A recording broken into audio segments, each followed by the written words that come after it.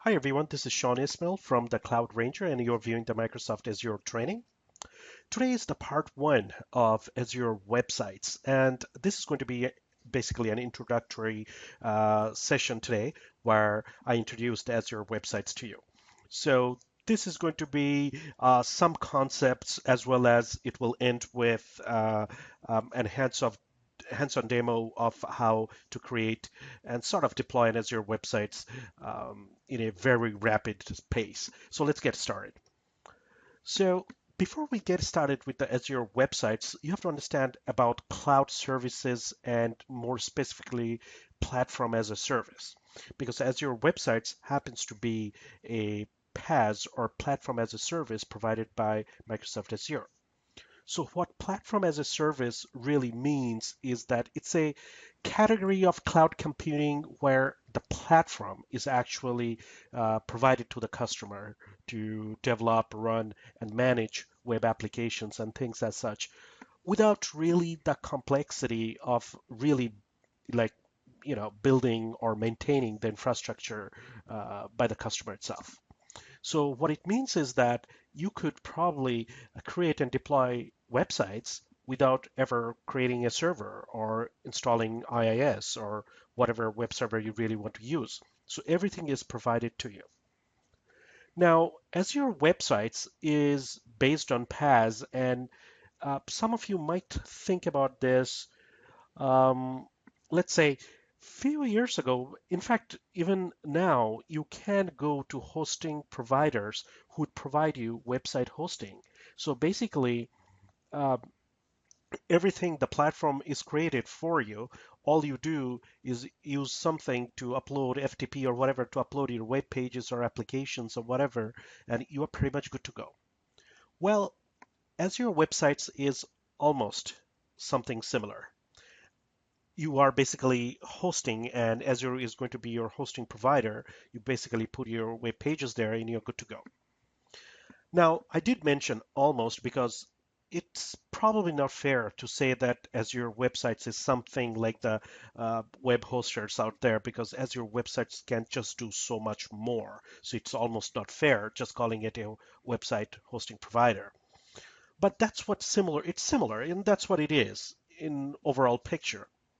And you'll notice with Azure websites that you are not going to learn anything super new because you are going to use the same client platforms to develop your websites and you'll be able to use the kind of development languages you have been using, for example, .NET or PHP or ASP.NET in general. Python, Node.js. So you'll be using development languages and platforms that you're already accustomed to.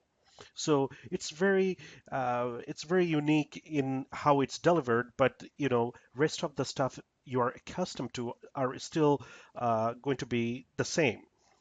And the most important thing that needs to be said about Azure websites is that its performance in general. So Azure websites, it's unlike other providers, is based on Microsoft Azure capabilities. So you have amazing performance that you can uh, fine tune for your websites and the things like such as availability, then geolocations. Those are all unique to Microsoft Azure, and this will help your customers tremendously if you are going to take and make use of such features. So previously, if you went to a hosting provider, depending on where the servers were, you could have customers, for example, somewhere in UK, but your servers are somewhere in, California, United States. What would happen is that when your customers were going from UK, they would, I mean, probably not significant, but they would still have some sort of latency. With Microsoft Azure and geolocations and things like what we have discussed many times before in other sessions, you could have these websites hosted in various geolocations in different regions of this world, and um, you could pretty much have your customers go there directly and not notice the latencies that you might have with other hosting providers. So basically, this is like a web hosting platform in steroids based on all the features and capabilities Microsoft Azure can provide. So you'll have performance. And no conversation in cloud should end without talking about scalability. Azure has tremendous capability for scalability where you could have, like, for example, one virtual machine or one um, instance which is providing your website to your customers, and all of a sudden you have, for example, this product which just took off or this video which just went viral, and you need to provide enormous capacity to your end users to visit your web page, and you could do that in Azure websites by just spinning up few more instances or as many instances as you want to provide the service to your end users. So you are basically having this almost, I wouldn't say that almost similar, but it is a web hosting capability with all the features, bells, and whistles that Azure Cloud itself provides. Okay, so there are a couple of things you have to know in general about PaaS, like I mentioned, that with PaaS or Azure websites being a product of this PaaS, you do not have to worry about the underlying infrastructure at all. So you can do all of this without even spinning up a virtual machine, uh, going and configuring IaaS. This all will be done for you. Having said that, there are configurations that we'll be talking about in the future sessions, which you can tweak or you can configure to make your websites work. So it's not like you lose any capability by not having to configure your own IaaS or install your own IaaS and things like that. And this is just not your typical hosting provider, like I keep mentioning.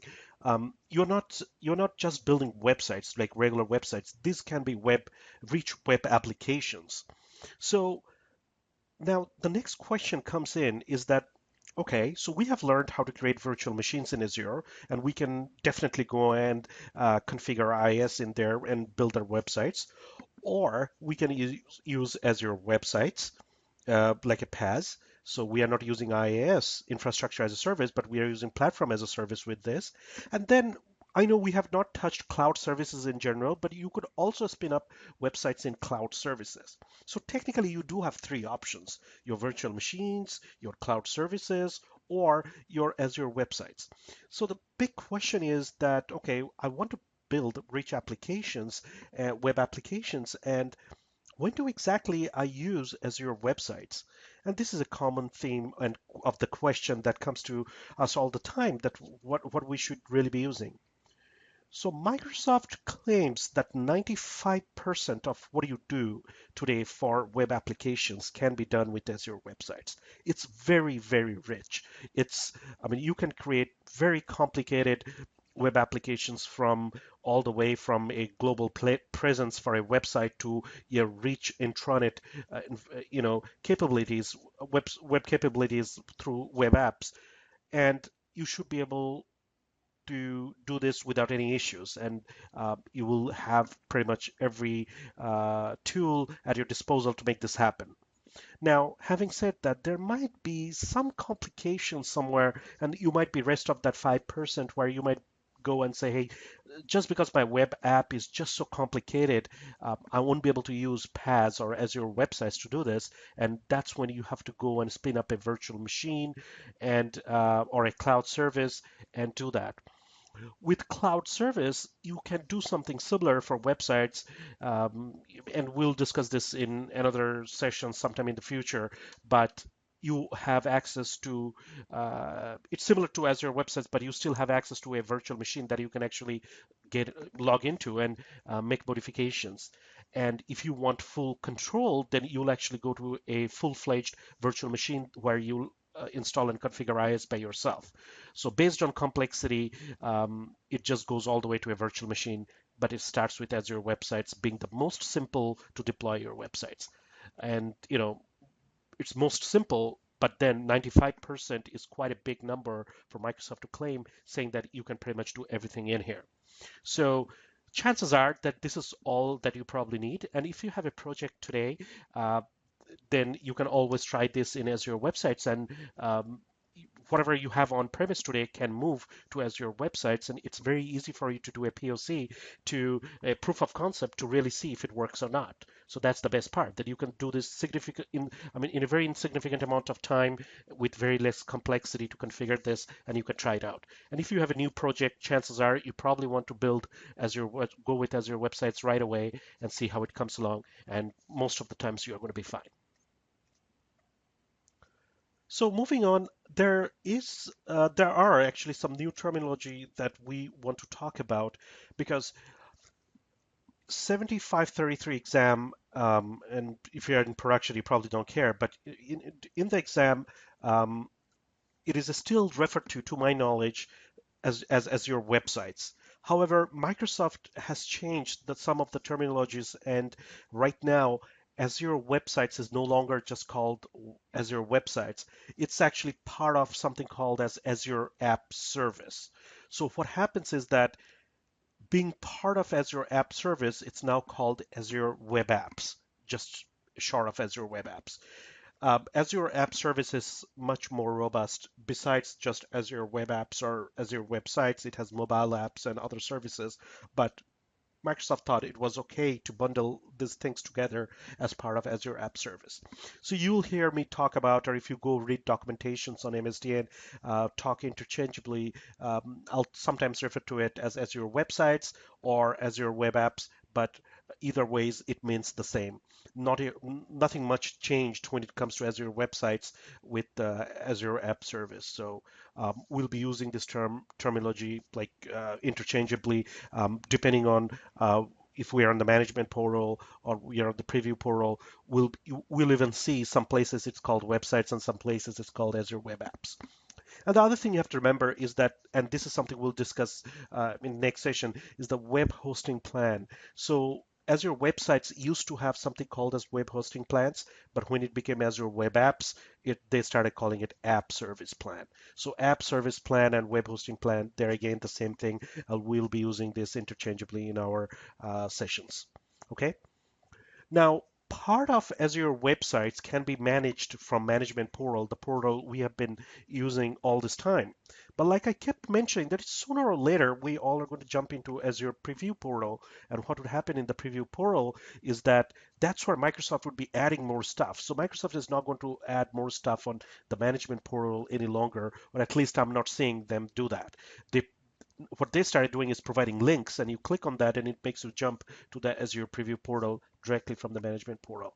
So a bulk of our future sessions in Azure websites are going to be from Azure Preview portal.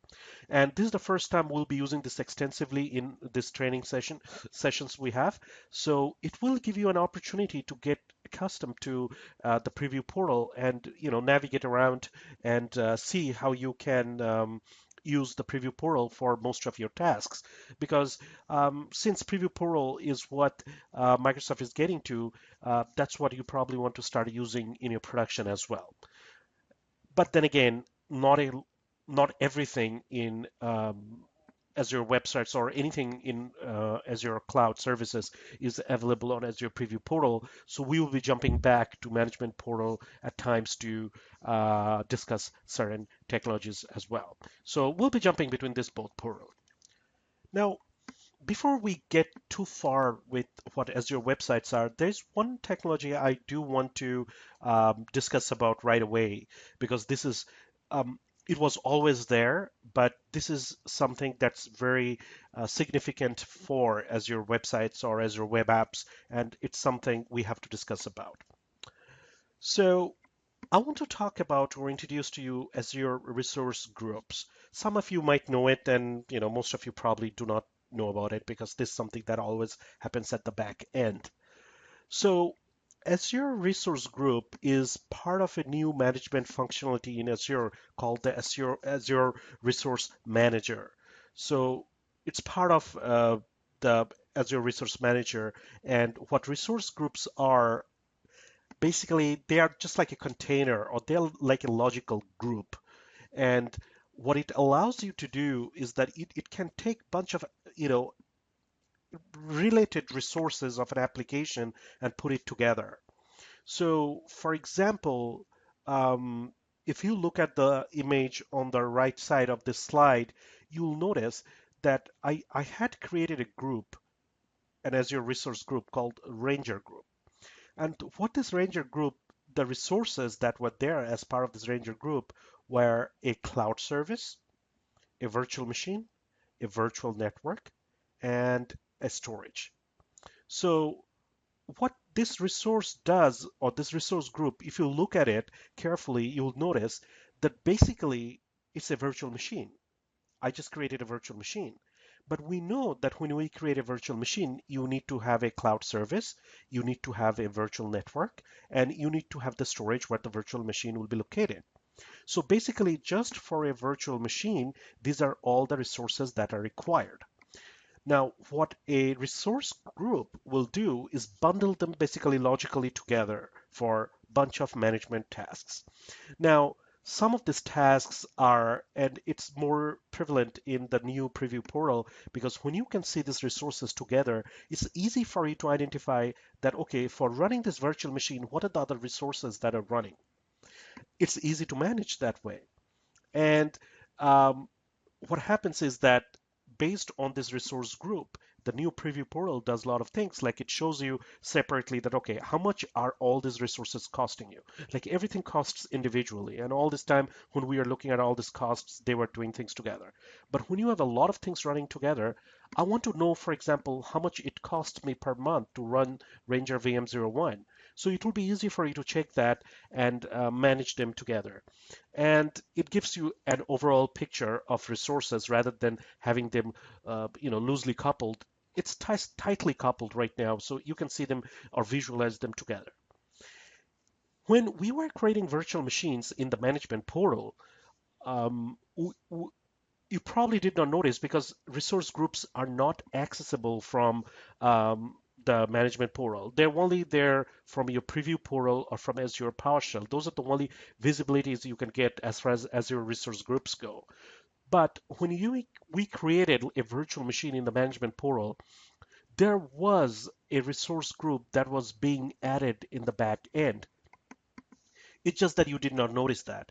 So any resource that's created in the portal will be created within a resource group. Okay, that's all you have to remember. It's not something you. It's not something that's super significant for you to run resources today, but it's definitely a best practice, and that's how you should go going forward, is to make sure that all your related resources are together in a resource group. And we'll discuss in like very shortly and on how this is very important for websites, considering that websites are now going to be we are going to use that as a platform as a service. So it's a bunch of resources that we are consuming, which are all going to be part of the resource groups.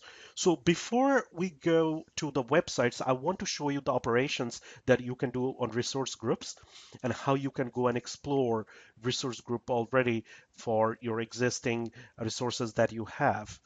And the other things I also want to talk about is that um, actually, yeah, let's talk about this before the demo. Is that if you delete a resource group, so if I go and delete the Ranger group, just because all these resources are part of this group, these all resources will be deleted. So you have to be very super careful when you delete a Ranger group, when you delete a resource group, because you have to make sure that you are not deleting anything you do not want to. So you do not want to just go randomly and start deleting resource groups. And I want to tell you a little trick. I'm a little hesitant, but I want to let you know that when we are doing all these labs, um, you recall I say that when I start a session, I always start with a clean slate. So when you see me start a session, my subscription is always nice and clean. There's no resources hanging around, so we can start fresh. So what I do in the back end is actually all the resources that we create, like I mentioned, has a resource group. So I basically go and delete all the resource groups. So deleting all these resource groups makes sure that that everything is deleted. So that way my sessions when I start are always clean. And this is something you can do in your lab to make sure that every time you start a new session, you are starting clean. But when you are doing this in production, and I will definitely take no responsibilities for this, be absolutely sure what you're doing. You do not want to touch and delete this groups and delete all your resources because you'll regret it forever. And it has happened with me before, where I just I thought that okay, I'm cleaning some stuff up. There's this resource group I'm going to delete. I deleted it only to find out that there was a resource in there. So, for example, I might have a bunch of virtual machines which are using this virtual network. I just want to delete Ranger VM01. So if I delete these Ranger groups, I probably do not care about the cloud service. I probably do not want to, care about certain things, the virtual machine itself. But you know what? I might have other VMs who are using this virtual network. I might have other VMs who are using this storage account. So deleting this group will it will not even give you enough warning. It will delete this whole thing. So if there are other virtual machines that are part of the storage, it might go and delete that. It might go and delete the virtual network that's being used by other resources as well. So be very careful. Okay, so having said that, let's go and explore resource groups real quick.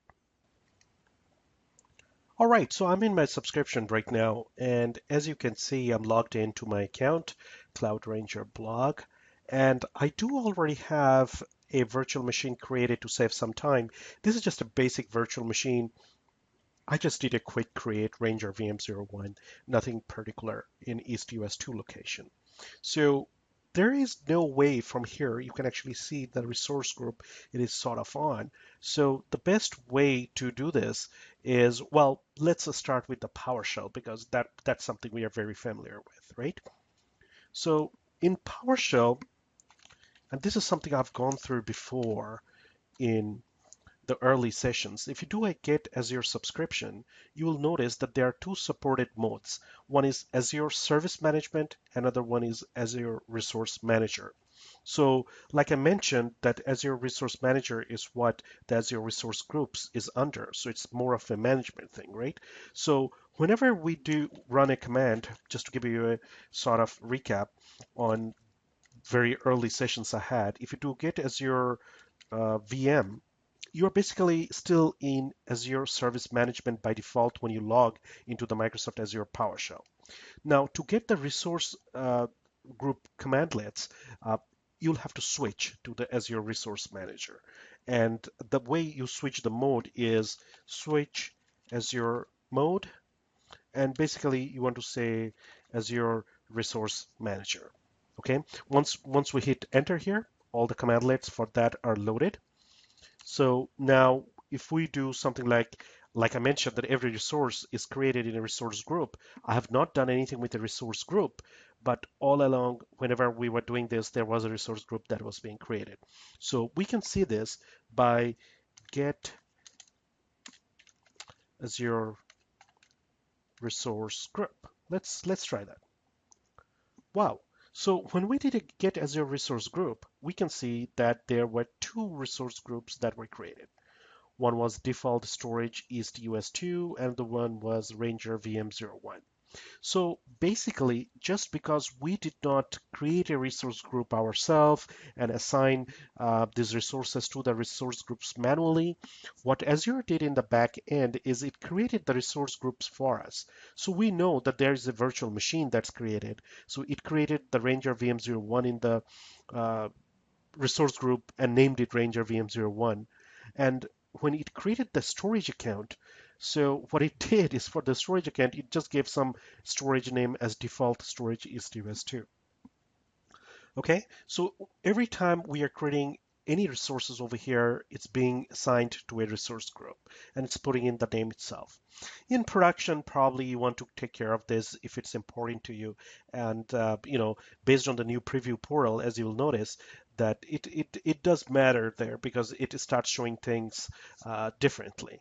Okay, so let's go to the new portal. Um, Okay, so we are in the Azure Preview portal, and it's portal.azure.com, by the way, and you can obviously go from here, go to switch to Azure Preview portal, and that's where it will bring you. So here, what I want to do is I want to go browse everything. So let's go to browse everything, and from here you can see that the storage account was created, the cloud service was created, and the virtual machine was created, and you can look at the resource group they were assigned to. So the cloud service and the virtual machine, they were part of the resource group, same resource group, and the storage was on a different resource group by itself. There's another way to check this is if you can go to the resource groups directly. So let's go to resource groups. You can actually see there are two resource groups that were created, which is consistent to what we see here, right? So let's go to the Ranger VM01 resource group. If we click on this one, you can see now it makes it a little bit, let's actually maximize this. This makes it a little bit more beautiful. What it does is it says that this is the resource group and there are two resources. And as you can see, the cloud service and the virtual machine are in here. And as you can see that it does the monitoring here, the billing. So whatever these two are used to bill over here, I have just created them so, there's not a whole lot of information here, but this is how you come to the resource group. Okay. Resource groups, you have to also remember that are, there's not a whole lot of properties on it, but you have to remember that resource groups have one small property that is very important. That is, they are based on location. So this resource group is based on East US2 location. So technically, if you have separate locations, virtual machines in separate locations, or services in separate locations, you want to create a separate resource group. Eventually, you will find out what is the logical combination that you want to perform, but you have to remember the constraint here is the location. So all those resources have to be in East US2 to be part of the same resource group, okay? Um, so these were the two resource groups. So we can create resource groups ourselves as well. So if you go to create, you go to new. So like this is going to be a blank resource group, really. Let's actually try to create a resource. So you know what? We'll just create a virtual machine. So let's create compute, and we'll create a Windows Server 2012 R2. And this is pretty much the quick create that we are used to, right? So let's call it CRanger VM02. Put a username and password. This is no different from creating the virtual machine in the management port. So the pricing tier, so we are going to give the instance size here, do a view all, and this will give you a good practice to actually, try to get used to this portal. So I'm going to do a standard A1 tier. Optional configuration, I'm going to keep all this. Now, you see, this is something we did not have in the management portal, but in the preview portal, we have resource group. It's just calling it group. So we're going to click on this. It's asking, do you want us to use an existing resource group? Because there are two groups that were there we had created before. But we are going to say, no, you know what? I'm going to do something totally different. So create a new resource group. So let's name the resource group as my resource group. And that's it really. And in my resource group, sorry, that was too fast. In my resource group, there's nothing else we need to put in here, so this is okay. And location, you have to provide a location where this will be created. So it's going to be East US2. So that's where it's going to be based on the virtual machine as well as the resource group. And the subscription, as you know, it's what it is. So I do not want to pin this to the starboard. Let's create this. And the notification here comes over here. As you can see, um, it's trying to create the virtual machine currently. So I'm going to pause a little bit and let that happen. All right, now that this is created, let's go ahead to browse and go to our resource groups. And we ought to see my resource group there, absolutely. And in here, we can see that now it has created the resource groups with the cloud service, the virtual machine, virtual network. And oops, still getting used to this portal. You can see that it's trying to do a little bit of cost analysis. Obviously, there's not a whole lot that's going on in there right now. The properties over here are similar. It basically just shows the location and the name. That's pretty much it. And it shows the resources. And if we click Like it's showing 3 resources here. I wonder where's the other one. So let's click on that. It'll show you the resources. All right, it actually shows the storage as well, right? It's not showing it over here for some reason, but it's here. So these are the resources, part of this my resource group. It's the virtual machine, the cloud service. So this is similar to the one I was showing you on the slide. So it's showing that all these resources are there to create this one virtual machine. Okay, so this is just a logical, very much. It's a logical container for all these resources. So let's close all of this. I want to show you one last thing here. Before I do that, let's pass that command over here, get as your resource group. So we'll see the third one here, that my resource group. As you can see, it picked up on that as well. So resource group here, and I want to click on delete. When you try to delete it, it's basically saying, hey, all these resources are going to be affected. So do you want to really, really delete this? And I want to say, yes, I want to really, really delete it. The only way you can do that is you have to put the resource group information here. They're just, making sure that you don't inadvertently delete this. So click on this resources. And as you can see, it's saying it's deleting right now, and it will delete everything over here. So we are not going to wait for this. Let's go back to the slides, but that's all there is to it for the resource group that we had to talk about. Well, just almost when I thought I was done, there is PowerShell commandlet to do this, and as promised, I'll always have the PowerShell commandlet for you for doing things. It's new as your resource group, and you have to just put the location and the name. So these are the only two things. Like I mentioned, that your resource group completely depends on the constraint of the location. So you have to make sure that you have put the location in there. But the commandlet is new as your resource group. Okay, so now that we understand resource group, we'll slowly fit that in. Let's go back to our creating the website or the web app. So there are two things that happens when you are creating a website or you're publishing websites or web app. One is you are actually creating the website, and the second thing is you're publishing the website. So when I say that you are creating the website, basically means if you are on a virtual machine, you would have gone and installed the IIS. So once the IIS was created, you go over there and create the website. Creating the website does not mean that you have all the web pages, all the content, and everything published. So that's the second part, that once you created the website, you go publish information. So you go and post the files. And if it was, back in the days, you'd FTP and put in all those HTML pages in there. If it's a web app, you publish it from your different tools or whatever tools you're using. So those are the two things we'll have to do for the websites to be available or to happen. So creating a website and web app, there are a few things that are required that we need to talk about. The first thing that you need to put in is the URL. So this needs to be unique. And what that means is that every time you create a website in Azure, it will always have the domain azurewebsites.net. Okay, so what you are basically doing is filling up this asterisk over here. So if you call it Ranger Web 1 or Ranger Web or whatever, so it will be available as HTTP :// rangerweb.azurewebsites.net.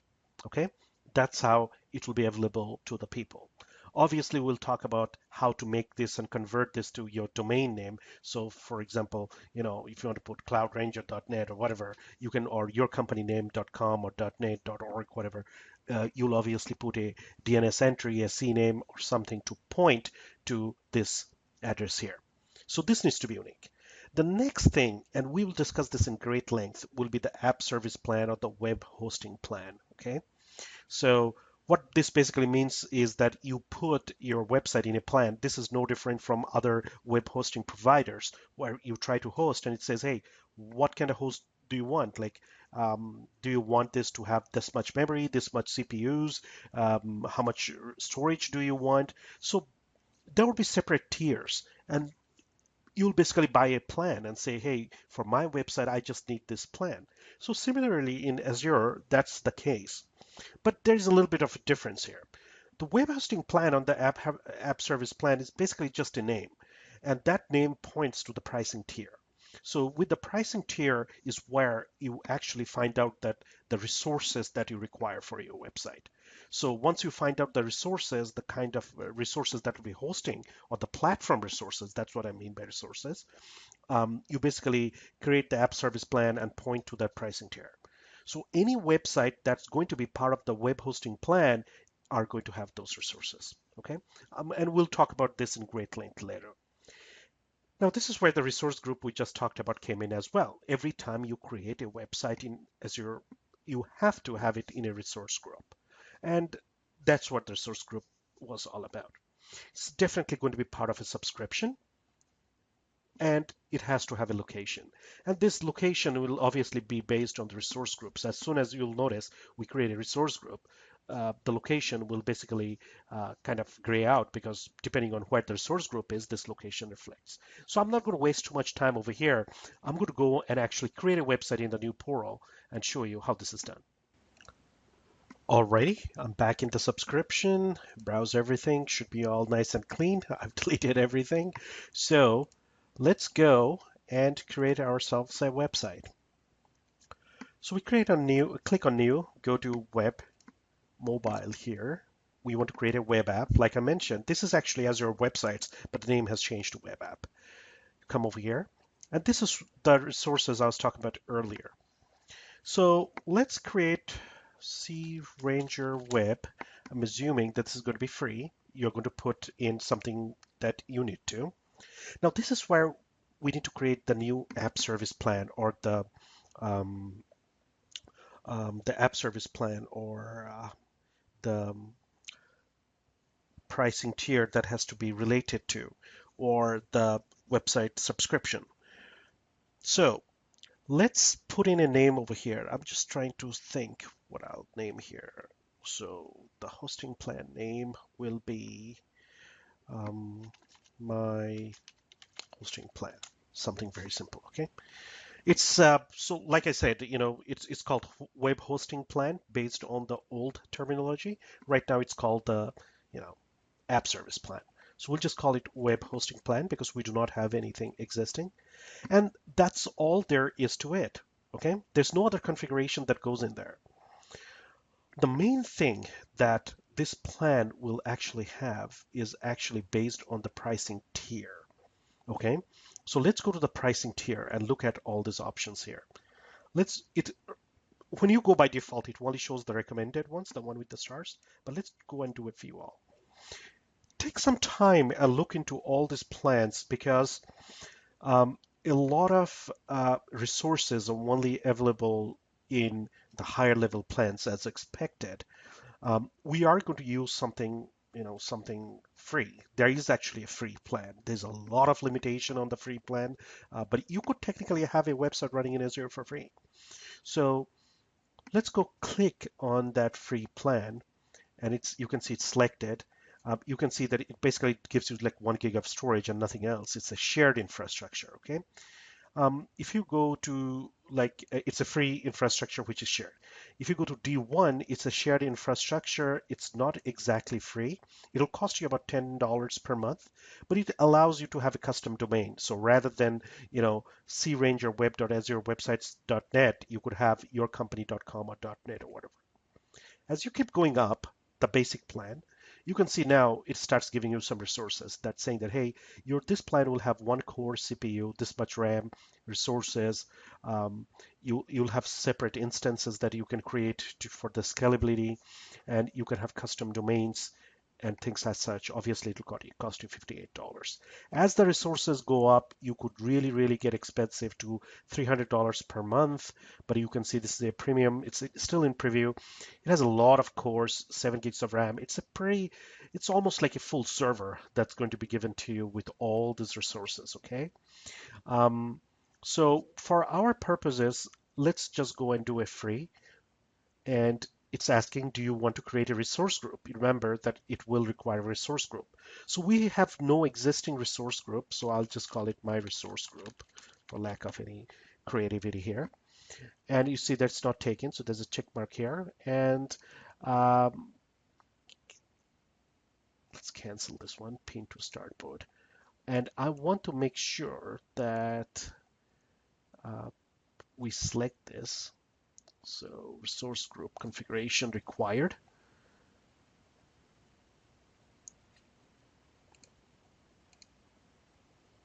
By resource group, go to the location. I want East US 2. And that's all that there is to it. This will create you the website. Okay, that's all the information we talked about in the slides as well. And let's go and click on create. Shouldn't take really too long to create this. See, it's creating the web app. I'm going to pause and come back. Okay, it took about a minute to create this, but let's close this and go to browse. And I want to go to browse web apps. Like you see over here that, they don't call it websites at all in this portal. So go to the web app and you can see the CRanger web. It's already up and running, and you can see it's under the My Resource group. So you can click on this one. It shows it's running and it's bringing up on the details. Let me maximize this. Okay. So the thing that I want to show you over here is that now that the website is actually up and running, if you go to crangerweb.azurewebsites.net, let's click on that. So as you can see, this is pretty much when you go and get the IIS default page. So this is the default page you get, but this is available from all around the world right now. The DNS entries and everything is done for you. This app has been created successfully. Obviously, it's telling you that nothing has been created. I mean, nothing has been published here, but for all purposes, this is pretty much up and running. You can see that it's using a plan. So it's using the free plan, but it's using the My Hosting plan. So technically, you could have gone and added more stuff. I mean, more websites to this plan. Okay. If you want to deploy this through FTP, these are all the host names and everything that are being supplied here. You can see some things over here that there's operations. It's showing streaming logs, console, processes. Take time and go through some of this. It's right now, obviously, it's free, so it didn't charge anything. It's showing you that how much of your hosting plan you have been using. It just has one instance, no auto scaling with this plan. So that's what we have. I want to show you this console thing over here. When you click on this console, and you have to click on over here, this is pretty much it's the expat CLI actually. So what it does is that you do not have access to any server, right? This is a PaaS, it's a platform as a service. Everything mostly is managed for you, but they're giving you some access to perform certain tasks here. So, for example, think of it as sort of a command line console on your server that they're giving you access to. So you can do things like DIR.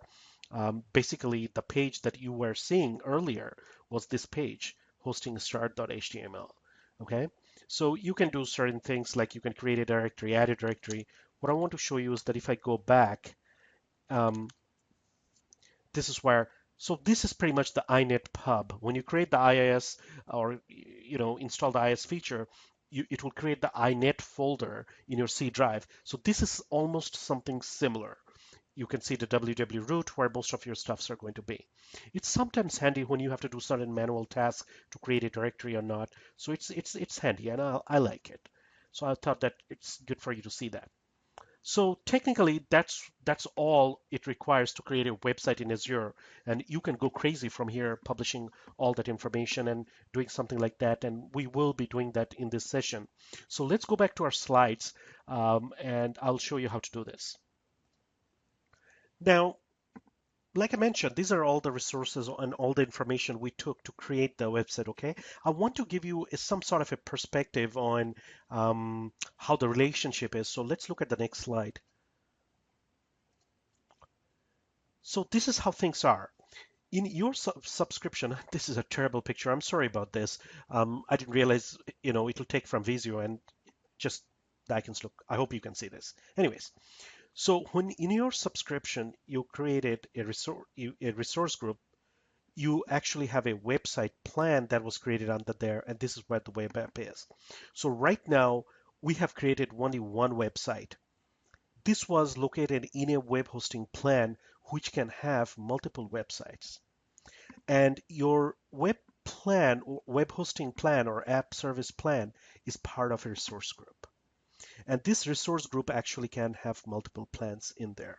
Okay, so I just wanted to show you the hierarchy and basically how they are related.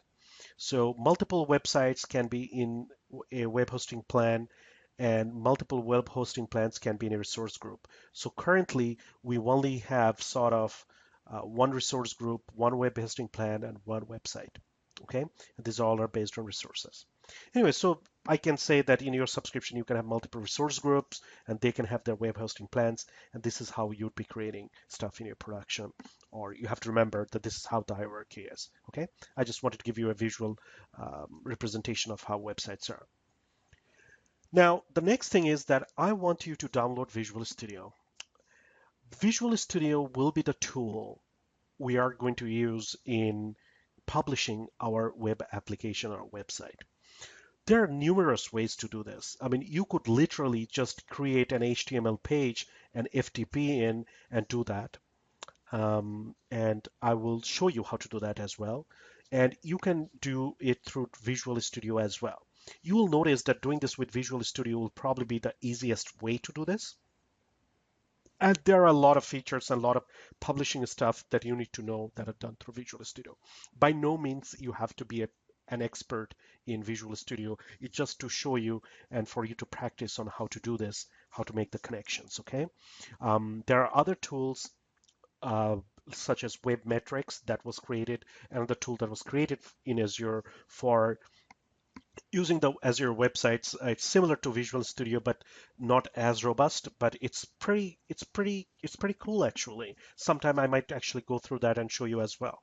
But for our purposes, this is the link you need to go to download Visual Studio to publish the app. So I'll show you how to do this real quick. When you go to that link, you will come to a page like that, and there's a 90-day free trial. I'm using a premium 2013 update 4, so you can go over here and pretty much do a download now. You can download the ISO file, install that. You can download that. You can use it professional as well. And once you have downloaded, the installation is pretty simple. Just take the default installations options, and you will be good to go. If you do a download now, it will give you a file, but it will eventually download all the bits that you need. If you download the ISO image, it might take you a little time because it's quite a large file that it will download, okay? But once that's done, it's pretty simple. I just went to start. I had Visual Studio shortcut already, and you can, after the installation default, this is how it's going to look. Now, I want to mention something, and it's not technology specific. Microsoft is changing roles, it's changing job roles. When we used to think about infrastructure before, it used to be guys who used to talk about physical servers, and it kind of evolved into virtual machines and things like that. So whenever we talked about infrastructure admins or we talked about server admins, network admins, these were people who were not into development as much, okay?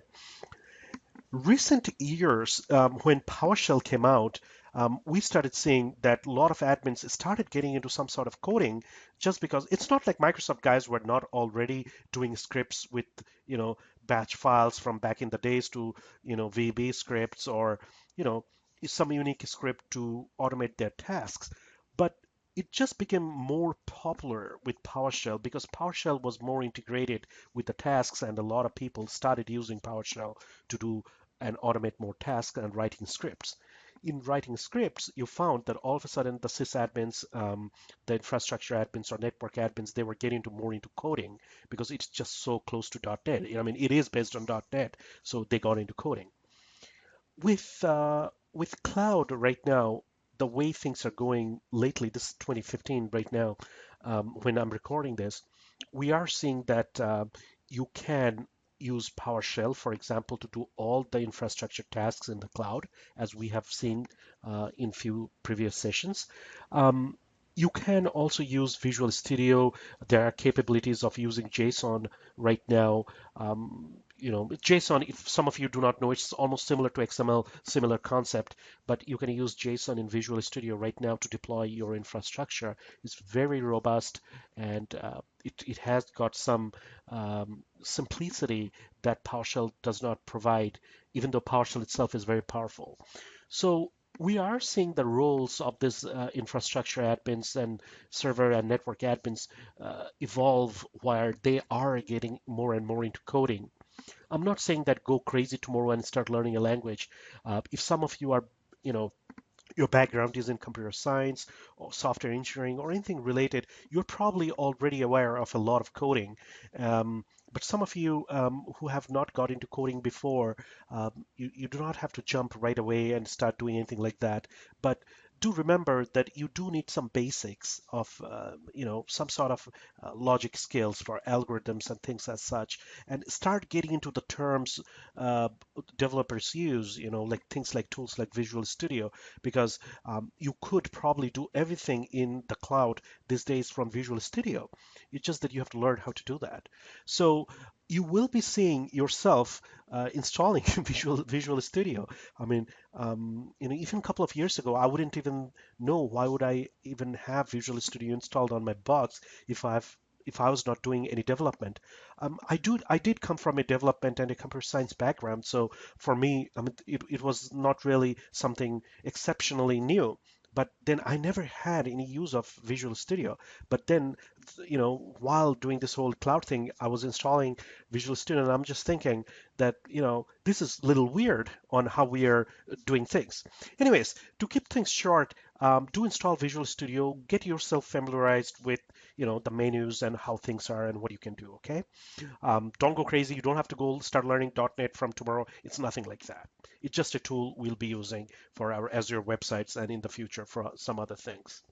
Okay, so once you have your Visual Studio up and running, what you can do is um, you can use Visual Studio to publish to this existing website. Okay, the good thing about Visual Studio is that if you want, you can also create the website from Visual Studio directly. So we already have one created, so I'm going to just show how you create from there and publish it. Okay, so let's go to File.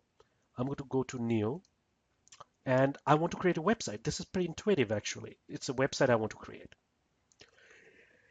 So the language I'm going to use, some of you might be familiar with Visual Basic. I'm going to use C Sharp. We are not going to do any C Sharp, but I'm just going to choose that, okay? What I'm interested over here is that I'm going to create an ASP.NET empty website. I'm going to name it Ranger Web. Okay, this is where it'll be stored. And I'm going to just click OK. When I click OK, a solution is created for me for Ranger Web over here. You can see already it created web.config.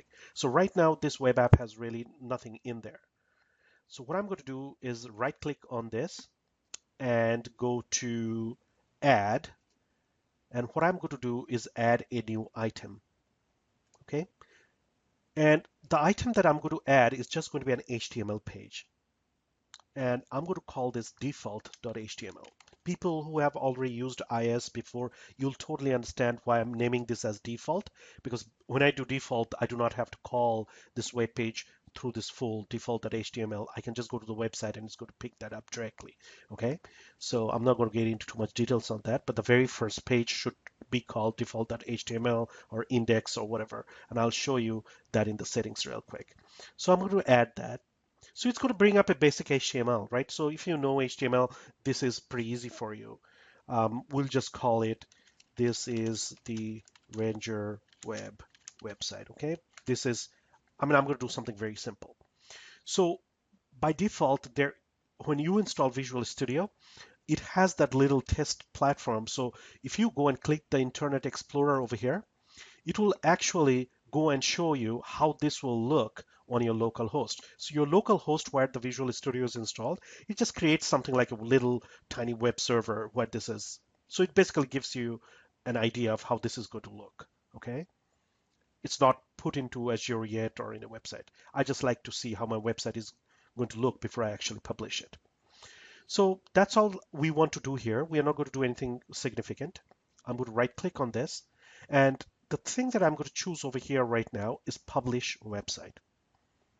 So let's go ahead and do the publish website from here.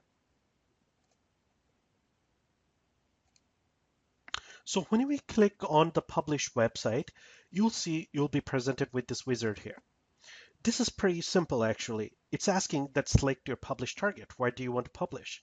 It actually has built-in Microsoft Azure website. So Visual Studio 2013 with this build, the build I think it was 4 with that we downloaded. Yeah, with the update 4, it actually has this option for Azure websites, and this is exactly what we want. We want to publish this website to Azure websites. So let's click on that. And this is beautiful. It's actually asking you that, how do you want to connect to your Azure websites? So you could import the subscriptions. We are not going to do that. I'm going to just sign in, and you should be familiar already with something similar. With our Add Azure account from PowerShell, something like this comes up. So Cloud Ranger blog at hotmail.com. This is my account. Let's go and do continue here.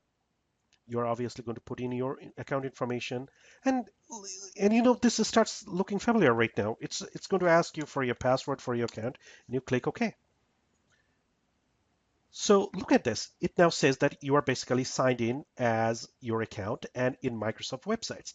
And it's actually giving you an option to look at the existing websites. So if you remember, we actually did create a website. It's called, well, CRanger Web. So if I come over here, I should see CRanger Web over here. Okay. You could have created a new website over here. So rather than coming over here, if you clicked on new, you can see it's giving you a similar option that we hadn't seen before. An unique name .azure websites, a region, a database server if you need to, and it will give you more other options to create a new website directly from Visual Studio and then publish it. I'm going to say that, you know what, I'm going to use my existing one. So I'm going to go. Now, we'll get into this later. It's now asking what's the publish method? How do you want to publish? We want to use web deploy, okay? So there are many methods to publish this. We are going to use web deploy. Leave all this information default over here. Validate your connection, absolutely, but there's nothing in here that you need yet, okay? Validate the connection, it connected, fine, okay?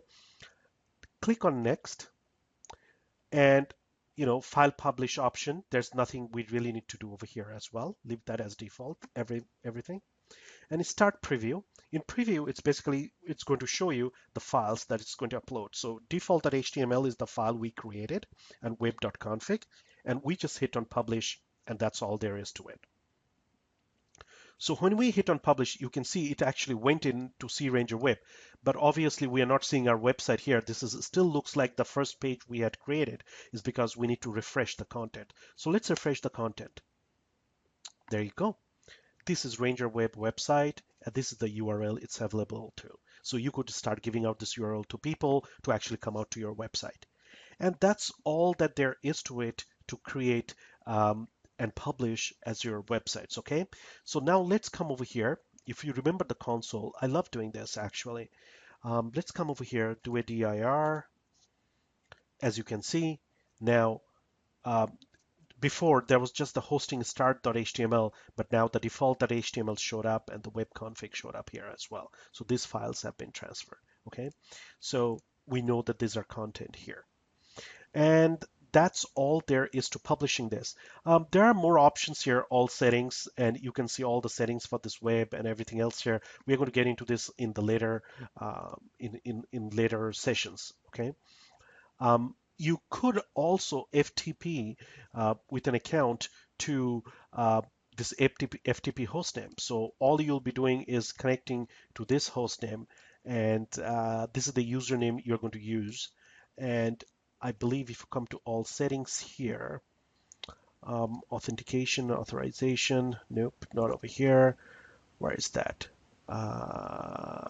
Deployment credentials. You can see that you can actually create a password for your Git or your FTP. Okay, so if I have something like, let's put a password, and this has to be an account that you have to create. Contributor, passwords content, I missed the uppercase. There you go. That must have been it. It will tell you if it does not. Okay, that's better. And I'm going to call the account Sean123456. Let's save that. And you pretty much have your credentials for your FTP once that's created. It's still going on over here. Okay, seems like that has been created. Sean 1, 2, 3, 4, 5, 6. Okay, so let's go ahead and try an FTP way of looking at things. Okay, so we know that this was going to be the host name. So let's actually copy this part. I want to copy this part. And I'm using a tool called FileZilla client. You could use any FTP client you want.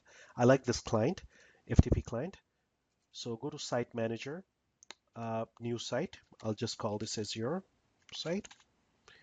The host, let's paste this here. It's going to be FTP file transfer. I'm going to just use plain FTP. Logon type is going to be normal because I'm going to use username and password. Let's delete this stuff. The username I'm going to use, you need the whole thing here. C Ranger Web and Sean 1, 2, 3, 4, 5, 6. This is the user we just created. And you need to put in the password, of course, if I can remember. That's all that should be to it. Let's click on OK. Oops. Let's click on, actually, let's come over here. Let's click on connect. This is all the information. Oops, could not connect to the server.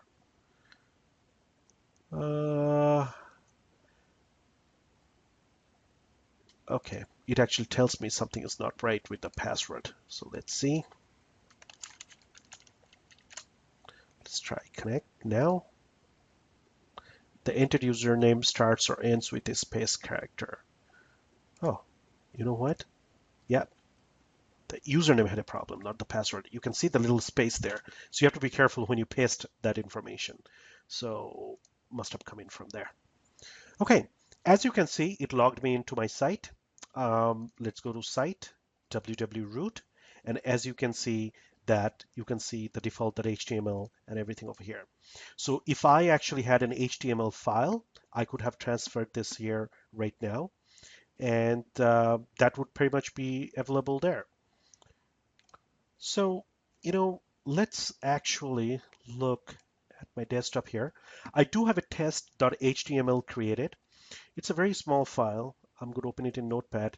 It's basically an HTML file that just says this is a test page. Okay, so let's move that file. I think I can drag and drop it here. Okay, so it uploaded the test.html.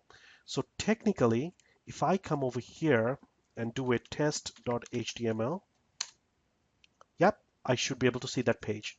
So basically, that's another way to put your files there. So we have done this through Visual Studio to publish, and now I have showed you how to do this through FTP as well. Just, one thing to remember is when I copied this, make sure that the username actually did not pick up any spaces, okay? So that's all that there is to it. So let's go back to the slides. Well, it seems like that's all we had for today. And what we did today was talk about PaaS, Platform as a Service. We talked about Azure websites or Azure web apps, as they are called right now. We have talked in great length, and I have showed you a demo on Azure resource groups and why they're important. We went into the preview portal. We went also in the management portal, and we have seen how things look in Azure preview portal and how you create the resource groups from there, how you create the Azure website from there. We have accessed the website once it is created, and I have used Visual Studio to publish a very simple HTML page to show you the website, and I have also showed you how to do that with FTP. So this is so far so good, relatively simple stuff. That's all that there is to Azure websites. Now, in the next few sessions, we are going to talk more about publishing. We are going to talk about more about the settings you get in Azure websites from the PaaS. I mean, just because you do not have access to IIS does not mean that you do not have the advanced settings and capabilities that you can configure on your Azure websites. We are going to get into great deal of, in great length about the plans. We are going to get into more deployment options. We are going to talk about things like web jobs. We are going to talk about diagnostics, monitoring, scalabilities, and things like that. Basically, we're going to talk about all the options for Azure websites that Azure provides you. Okay, so I think that's all that's there for today.